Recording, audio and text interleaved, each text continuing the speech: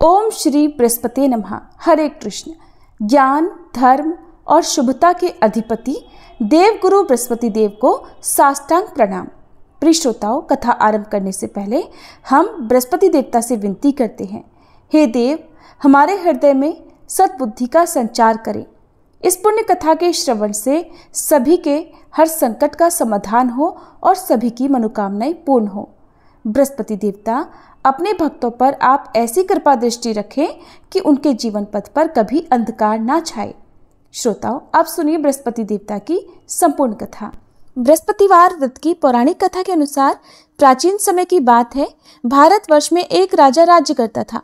वह बड़ा प्रतापी और दानी था। वह नित्य प्रति मंदिर में भगवान के दर्शन करने जाता था। वह ब्राह्मण और गुरु की सेवा किया करता था। उसके द्वार से कोई भी याचक निराश होकर नहीं लौटता था। वह प्रत्येक गुरुवार को व्रत रखता और पूजन करता था। हर दिन गरीबों की सहायता करता था, परंतु ये सब बातें उसकी रानी को अच्छी नहीं लगती थी। वो न तो व्रत करती, न ही किसी को एक भी पैसा दान में देती थी और राजा से भी ऐसा करने को मना किया करती थी। एक समय की बात है कि राजा शिकार खेलने वन को चले गए थे। घर पर रानी और दासी थी। उसी समय गुरु बृहस्पति साधु का रूप धारण करके राजा के दरवाजे पर भिक्षा मांगने आए। साधु ने रानी से भिक्षा मांगी तो वह कहने लगी, हे साधु महाराज, मैं इस दान और पुण्य से तंग आ गई हूँ। इस कार्य के लिए तो मेरे पतिदेव ही बहुत हैं। अब आप ऐसी कृपा करें कि हमारा सारा धन नष्ट हो जाए और मैं आराम से रह सकूं। साधु रूपी बृहस्पति देव ने कहा, हे देवी, तुम बड़ी विचित्र हो। संतान और धन से कोई दुखी नहीं होता है, इसको तो सभी चाहते हैं। पापी भी पुत्र और धन की इच्छा करता है। अगर तुम्हारे पास धन अधिक है तो भूखे मनुष्यों को भोजन कराओ, प्याऊ लगवाओ, ब्राह्मणों को दान दो, धर्मशालाएं बनवाओ, कुआं, तालाब, बावड़ी, बाग, बगीचे आदि का निर्माण कराओ तथा निर्धनों की कुंवारी कन्याओं का विवाह कराओ और यज्ञ आदि करो। इस प्रकार के कर्मों से आपके कुल का और आपका नाम परलोक में सार्थक होगा और स्वर्ग की प्राप्ति होगी। किंतु रानी साधु की इन बातों से खुश नहीं हुई। उसने कहा, हे साधु महाराज, मुझे ऐसे धन की बिल्कुल आवश्यकता नहीं जिसको मैं अन्य लोगों को दान दूं या जिसको रखने और संभालने में ही मेरा सारा समय नष्ट हो जाए।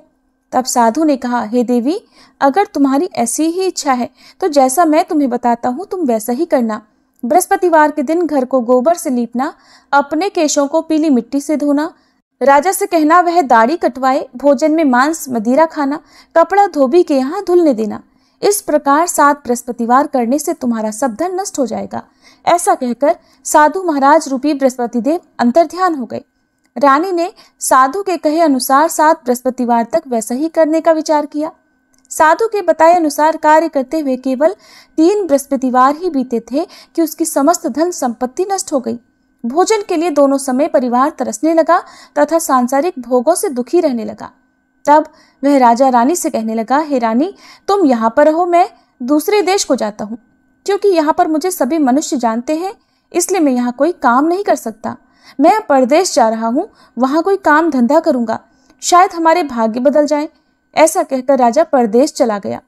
वह वहाँ जंगल से लकड़ी काट कर लाता और शहर में बेचता। इस तरह जीवन व्यतीत करने लगा। इधर राजा के बिना रानी और दासियां दुखी रहने लगी। किसी दिन भोजन मिलता और किसी दिन जल पीकर ही रह जाती। एक बार रानी और दासियों को 7 दिन तक बिना भोजन के रहना पड़ा तो रानी ने अपनी दासी से कहा, हे दासी, यहाँ पास ही के नगर में मेरी बहन रहती है, वह बड़ी धनवान है। तू उसके पास जा और वहां से 5 सेर बेझर मांग कर ले आ, जिससे कुछ समय के लिए गुजर हो जाएगा। दासी रानी की बहन के पास गई। रानी की बहन उस समय पूजा कर रही थी। दासी ने रानी की बहन से कहा, हे रानी, मुझे आपकी बहन ने भेजा है, मुझे 5 सेर बेझर दे दो। दासी ने ये बात अनेक बार कही, परंतु रानी की बहन ने कोई उत्तर नहीं दिया, क्योंकि उस समय वह बृहस्पतिवार की कथा सुन रही थी। जब दासी को रानी की बहन से कोई उत्तर नहीं मिला तो वह बहुत दुखी हुई। उसे क्रोध भी आया। वह लौटकर रानी से बोली, हे रानी, आपकी बहन तो बहुत ही घमंडी है। वह तो छोटे लोगों से बात भी नहीं करती। मैंने उससे बहुत बार कहा, लेकिन उसने कोई उत्तर नहीं दिया। मैं वापस चली आई। रानी बोली, हे दासी, इसमें उसका कोई दोष नहीं है। जब बुरे दिन आते हैं तब कोई सहारा नहीं देता। अच्छे बुरे का पता विपत्ति में ही लगता है। अब तो जो ईश्वर की इच्छा होगी वही होगा। ये सब हमारे भाग्य का दोष है। उधर रानी की बहन ने सोचा कि मेरी बहन की दासी आई थी, परंतु मैं उससे नहीं बोली, इससे वह बहुत दुखी हुई होगी। अतः कथा सुनकर और विष्णु भगवान का पूजन समाप्त कर वह अपनी बहन के घर आई और कहने लगी, हे बहन, मैं बृहस्पतिवार का व्रत कर रही थी। तुम्हारी दासी हमारे घर गई थी, परंतु जब तक कथा होती है तब तक हम लोग न उठते हैं और न बोलते हैं, इसलिए मैं नहीं बोली। कहो दासी क्यों गई थी? रानी बोली, बहन, हमारे घर अनाज नहीं था। वैसे तुमसे कोई बात छिपी नहीं है, इस कारण मैंने दासी को तुम्हारे पास 5 सेर बेजर लेने के लिए भेजा था। रानी की बहन बोली, बहन देखो, बृहस्पति भगवान सबकी मनोकामनाएं पूर्ण करते हैं। देखो, शायद तुम्हारे घर में अनाज रखा हो। ये सुनकर दासी घर के अंदर गई तो वहां उसे एक घड़ा बेजर का मिल गया। उसे बड़ी हैरानी हुई, क्योंकि उसने एक एक बर्तन देख लिया था। उसने बाहर आकर रानी को बताया। दासी अपनी रानी से कहने लगी, हे रानी देखो, वैसे हमको जब अन्न नहीं मिलता तब हम रोज व्रत ही तो करते हैं। अगर इनसे व्रत की विधि और कथा पूछ ली जाए तो उसे हम भी किया करेंगे। दासी के कहने पर रानी ने अपनी बहन से बृहस्पतिवार व्रत के बारे में पूछा।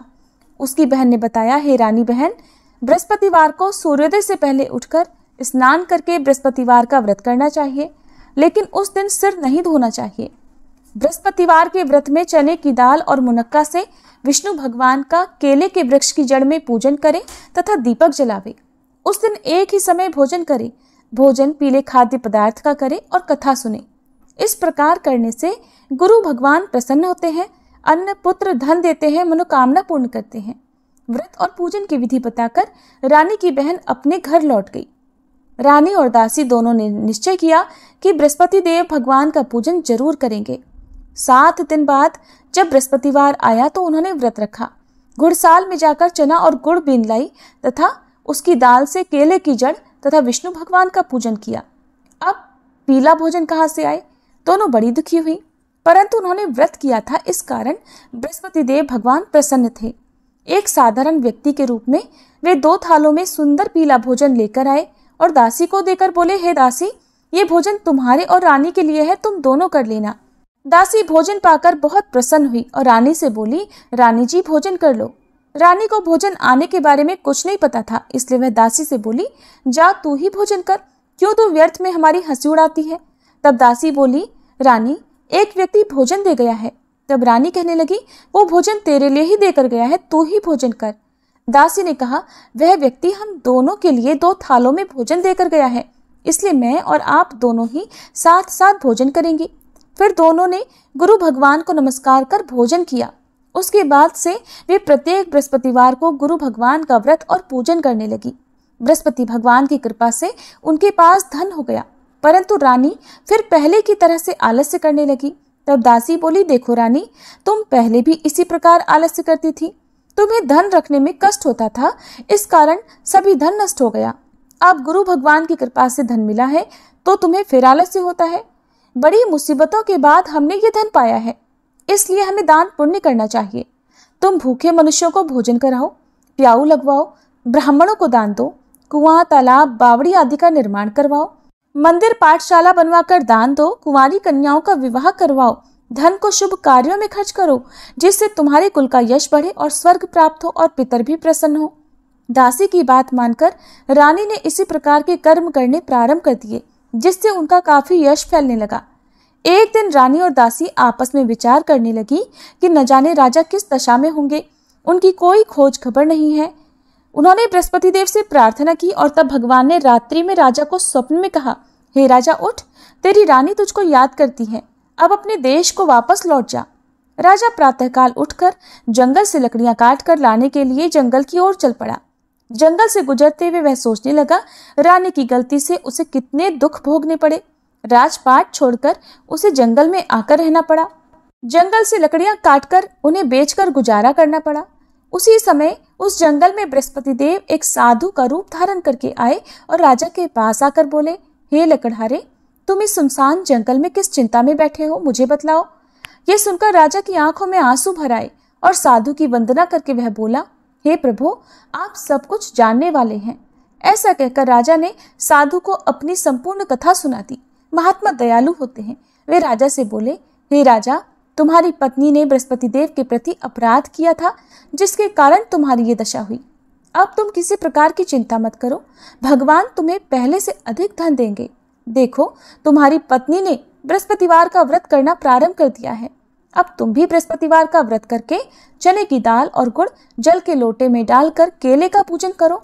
फिर कथा कहो या सुनो, भगवान तुम्हारी सब मनोकामनाओं को पूर्ण करेंगे। साधु को प्रसन्न देखकर राजा बोला, हे प्रभु, मुझे लकड़ी बेचकर इतना पैसा नहीं मिलता जिससे भोजन करने के उपरांत कुछ बचा सकूं, और मैंने रात्रि में अपनी रानी को व्याकुल देखा है। मेरे पास कोई साधन नहीं जिससे समाचार जान सकूं। फिर मैं बृहस्पति देव की क्या कहानी कहूं, मुझे तो कुछ भी नहीं मालूम है। साधु ने कहा, हे राजा, तुम किसी बात की चिंता मत करो। बृहस्पतिवार के दिन तुम रोजाना की तरह लकड़ियां लेकर शहर में जाओ। तुम्हें रोज से 2 गुना धन प्राप्त होगा, जिससे तुम भलीभांति भोजन कर लोगे और बृहस्पति देव की पूजा का सामान भी आ जाएगा। बृहस्पतिवार की कथा इस प्रकार है। प्राचीन काल में एक बहुत ही निर्धन ब्राह्मण था। उसकी कोई संतान नहीं थी। वह नित्य पूजा पाठ करता, परंतु उसकी पत्नी बहुत मलिनता के साथ रहती थी। वो न तो स्नान करती और न किसी देवता का पूजन करती थी। प्रातःकाल उठते ही सबसे पहले भोजन करती, बाद में कोई अन्य कार्य करती। ब्राह्मण देवता बहुत दुखी रहते थे। पत्नी को बहुत समझाते, किंतु कोई परिणाम नहीं निकलता। भगवान की कृपा से ब्राह्मण की पत्नी के कन्या उत्पन्न हुई। वह कन्या अपने पिता के घर में बड़ी होने लगी। वह बालिका प्रातः स्नान करके भगवान विष्णु का जप करती। वह बचपन से ही बृहस्पतिवार का व्रत भी करने लगी थी। पूजा पाठ समाप्त कर स्कूल जाती तो अपनी मुट्ठी में जौ भरकर ले जाती और पाठशाला जाने के मार्ग में डालती जाती। वही जौ सोने के हो जाते तो लौटते समय उनको बीनकर घर ले आती। एक दिन वह बालिका सूप में उन सोने के जौ को फटककर साफ कर रही थी। तभी उसकी माँ ने देख लिया और कहने लगी, हे बेटी, सोने के जौ को फटकने के लिए सोने का सूप होना चाहिए। दूसरे दिन गुरुवार था। उस कन्या ने व्रत रखा और बृहस्पति देव से प्रार्थना करके कहा, हे प्रभु, यदि मैंने सच्चे मन से आपकी पूजा की हो तो मुझे सोने का सूप दे दो। बृहस्पति देव ने उसकी प्रार्थना स्वीकार कर ली। रोजाना की तरह वह कन्या जौ फैलाती भी पाठशाला चली गई। पाठशाला से लौटकर जब वह जौ बीन रही थी तो बृहस्पति देव की कृपा से उसे सोने का सूप मिला। उसे वह घर ले आई और उससे जौ साफ करने लगी, परंतु उसकी माँ का वही ढंग रहा। एक दिन की बात है, वह कन्या सोने के सूप में जौ साफ कर रही थी। उस समय उस नगर का राजकुमार वहां से होकर निकला। इस कन्या के रूप और सोने के सूप में जौ को साफ करते देखकर वह उस कन्या पर मोहित हो गया। राजमहल आकर वह भोजन तथा जल त्याग कर उदास होकर लेट गया। राजा को जब राजकुमार द्वारा अन्न जल त्यागने का समाचार मिला तो अपने मंत्रियों के साथ वह अपने पुत्र के पास आया और बोले, हे बेटा, तुम्हें किस बात का कष्ट है? किसी ने अपमान किया है अथवा कोई और कारण है? मुझे बताओ, मैं वही करूंगा जिससे तुम्हें प्रसन्नता हो। तब राजकुमार ने अपने पिता की बातें सुनी और बोला, मुझे आपकी कृपा से किसी बात का दुख नहीं है। किसी ने मेरा अपमान नहीं किया है, परंतु मैं उस लड़की के साथ विवाह करना चाहता हूँ जो सोने के सूप में जौ साफ कर रही थी। ये सुनकर राजा आश्चर्य में पड़ गया और बोला, हे बेटा, इस तरह की कन्या का पता तुम ही लगाओ। मैं उसके साथ तुम्हारा विवाह अवश्य ही करवा दूंगा। राजकुमार ने राजा को उस लड़की के घर का पता बतलाया। मंत्री उस लड़की के घर गया और राजा का आदेश ब्राह्मण को सुनाया। कुछ ही दिन बाद ब्राह्मण की कन्या का विवाह राजकुमार के साथ संपन्न हो गया।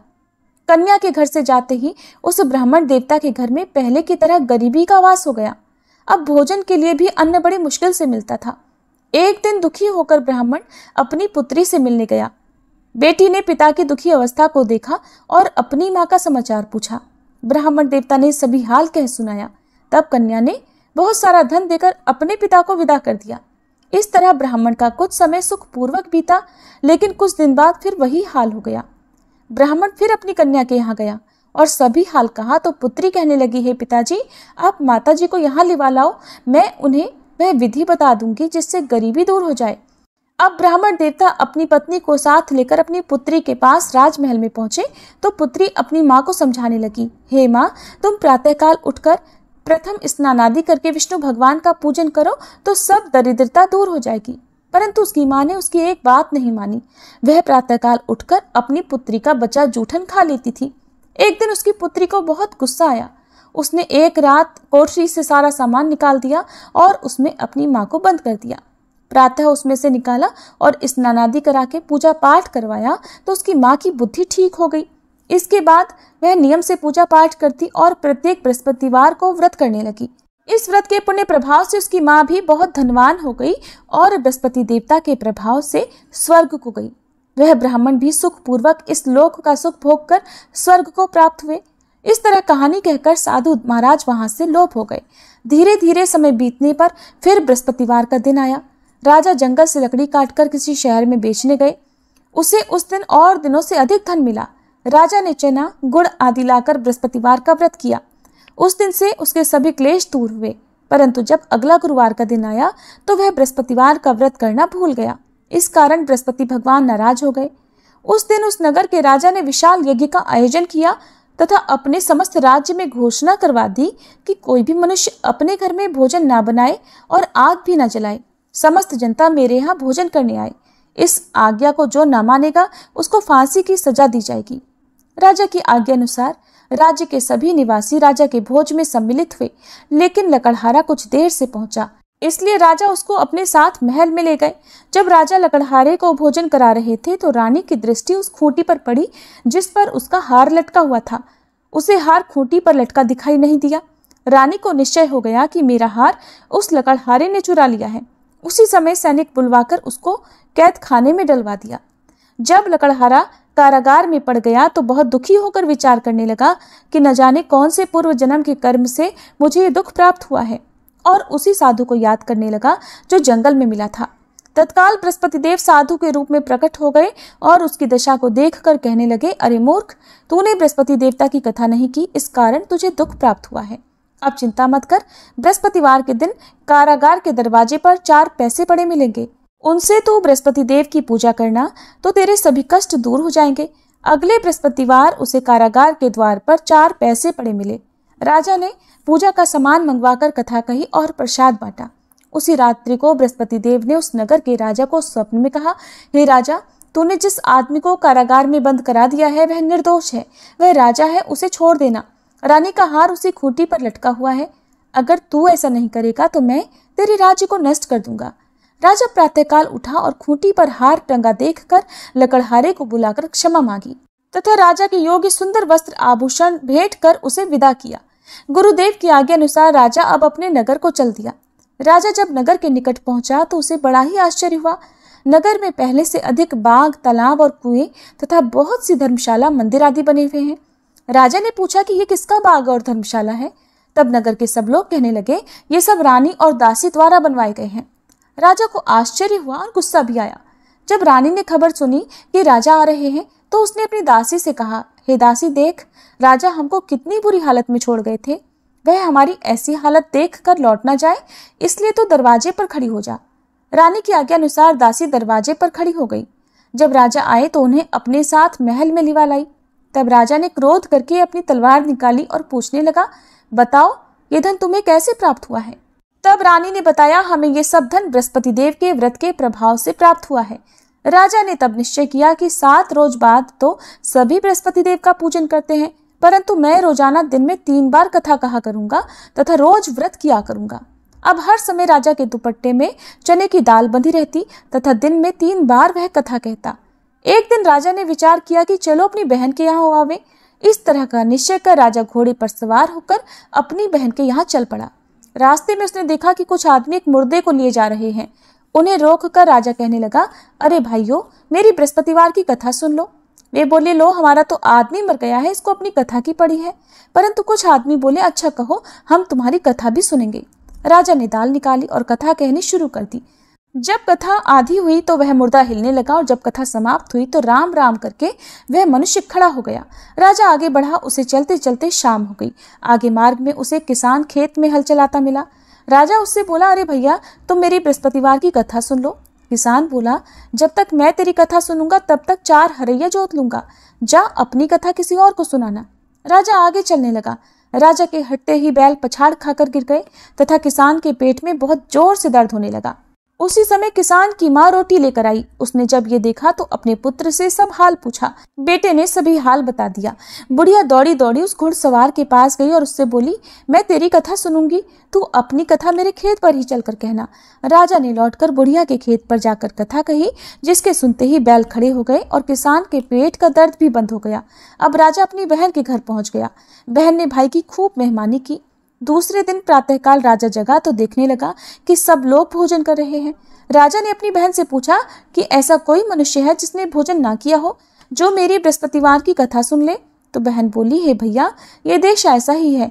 पहले यहाँ के लोग भोजन करते हैं, बाद में अन्य कोई काम करते हैं। अगर पड़ोस में कोई हो तो देख कर आती हूँ। ऐसा कहकर बहन देखने चली, परंतु उसे कोई भी ऐसा व्यक्ति नहीं मिला जिसने भोजन नहीं किया हो। फिर वह एक कुम्हार के घर गई जिसका लड़का बीमार था। उसे पता चला कि उसके यहाँ 3 दिन से किसी ने भोजन नहीं किया है। रानी ने अपने भाई की कथा सुनने के लिए कुम्हार से कहा तो वह तैयार हो गया। तब राजा ने जाकर बृहस्पतिवार की कथा कही, जिसको सुनकर उसका लड़का ठीक हो गया। अब तो राजा की प्रशंसा होने लगी। एक दिन राजा ने अपनी बहन से कहा, हे बहन, अब मैं अपने घर जाऊंगा, तुम भी तैयार हो जाओ। राजा की बहन ने अपनी सास से अपने भाई के साथ जाने की आज्ञा मांगी तो सास बोली, चली जा, परंतु अपने लड़कों को मत ले जाना, क्योंकि तेरे भाई की कोई संतान नहीं होती है। बहन ने अपने भाई से कहा, हे भैया, मैं तो चलूंगी, परंतु कोई बालक नहीं जाएगा। राजा ने कहा, जब कोई बालक नहीं चलेगा तब तुम भी जाकर क्या करोगी। फिर दुखी मन से राजा अपने नगर को लौट आया।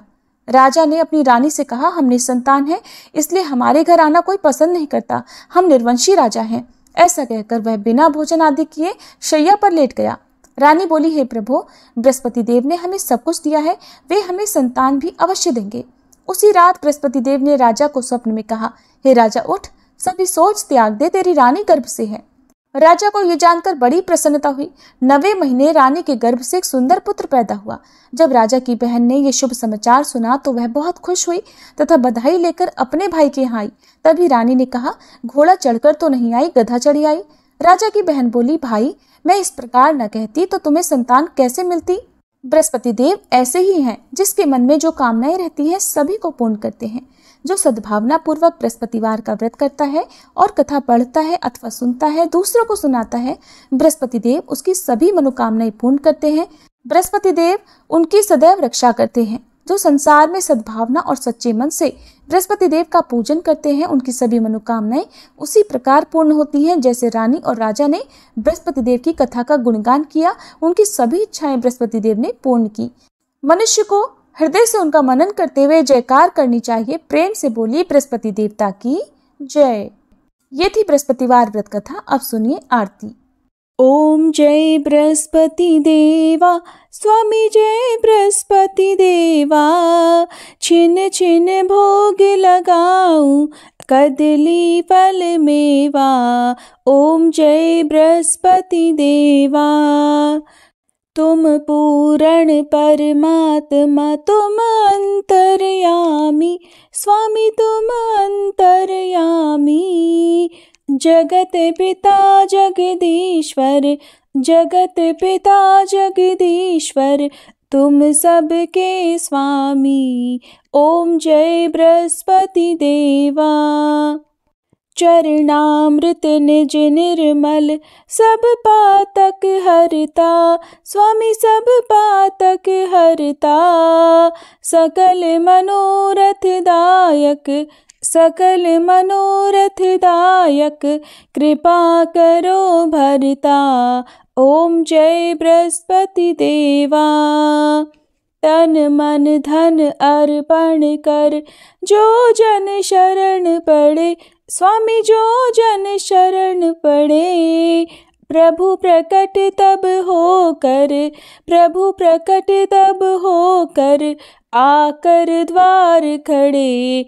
ओम जय बृहस्पति देवा, दीन दयाल दयानिधि, भक्तन हितकारी, स्वामी भक्तन हितकारी। पाप दोष सब हरता, पाप दोष सब हरता, भव बंधन हारी। ओम जय बृहस्पति देवा, सकल मनोरथ दायक, सब संशय तारो, स्वामी सब संशय तारो। विषय विकार मिटाओ, विषय विकार मिटाओ, संतन सुखकारी। ओम जय बृहस्पति देवा, जो कोई आरती तेरी प्रेम सहित गावे, स्वामी प्रेम सहित गावे।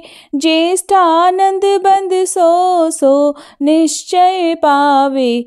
ओम जय बृहस्पति देवा, ओम जय बृहस्पति देवा, स्वामी जय बृहस्पति देवा।